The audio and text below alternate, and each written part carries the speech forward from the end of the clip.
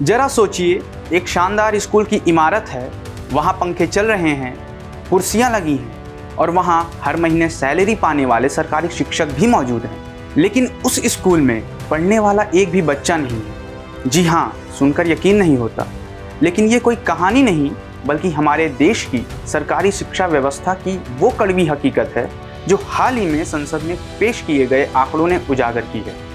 भारत में हजारों ऐसे सरकारी स्कूल चल रहे हैं जहां एक भी छात्र का नामांकन नहीं है। आखिर क्यों खाली हो रहे हैं ये स्कूल, और जब बच्चे नहीं हैं तो वहां टीचर क्या कर रहे हैं?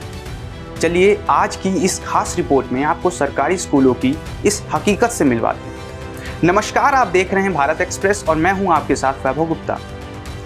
सरकार ने जो आंकड़े साझा किए हैं वो वाकई में डराने वाले हैं। देश में कुल 10,13,000 सरकारी स्कूल हैं, जिनमें से 5,149 स्कूल ऐसे हैं जहां 2024 से 2025 के दौरान एक भी स्टूडेंट नहीं आया, यानी इन स्कूलों का स्कोर है 0। और आपको जानकर ये हैरानी होगी कि खाली स्कूलों का 70% हिस्सा सिर्फ 2 राज्यों में है, तेलंगाना और पश्चिम बंगाल। तेलंगाना में 2081 और पश्चिम बंगाल में 1571 ऐसे सरकारी स्कूल हैं जहां सन्नाटा पसरा हुआ है। तेलंगाना के नलगोंडा जिले में तो हद हो गई है, वहां 315 स्कूल पूरी तरह खाली हैं। वहीं बंगाल की राजधानी कोलकाता में 2011 स्कूल ऐसे हैं जहां एक भी बच्चा पढ़ने नहीं आता। सवाल ये है कि क्या इन इलाकों के लोगों का सरकारी स्कूलों से भरोसा पूरी तरह उठ चुका है?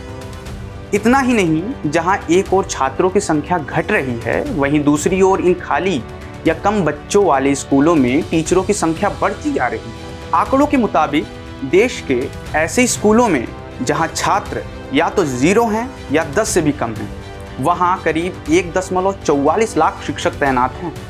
2024 में ये संख्या 1.26 लाख थी, यानी 2 सालों में बच्चे घटे लेकिन शिक्षकों की भर्ती बढ़ गई। जब स्कूलों में बच्चे ही नहीं हैं तो ये शिक्षक किसे पढ़ा रहे हैं? ये संसाधनों की बर्बादी है या मैनेजमेंट की बहुत बड़ी चूक?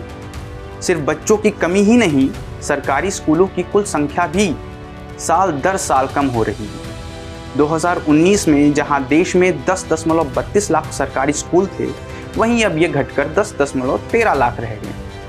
जब इस मुद्दे पर शिक्षा मंत्रालय से सवाल पूछा गया तो केंद्र ने अपना पल्ला झाड़ते हुए गेंद राज्यों के पाले में डाल दिया। मंत्रालय का कहना है कि शिक्षकों की भर्ती और उनकी पोस्टिंग पूरी तरह राज्य सरकारों की जिम्मेदारी। राज्यों को ही तय करना चाहिए कि स्कूलों का मैनेजमेंट कैसे बेहतर होगा।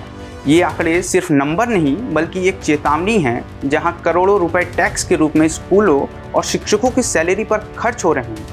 वहाँ स्कूलों का खाली होना बताता कि हमारी शिक्षा नीति में कहीं कमी रह गई है। क्या हमें अब स्कूलों के मर्जर या बेहतर प्राइवेट पब्लिक मॉडल की ज़रूरत है?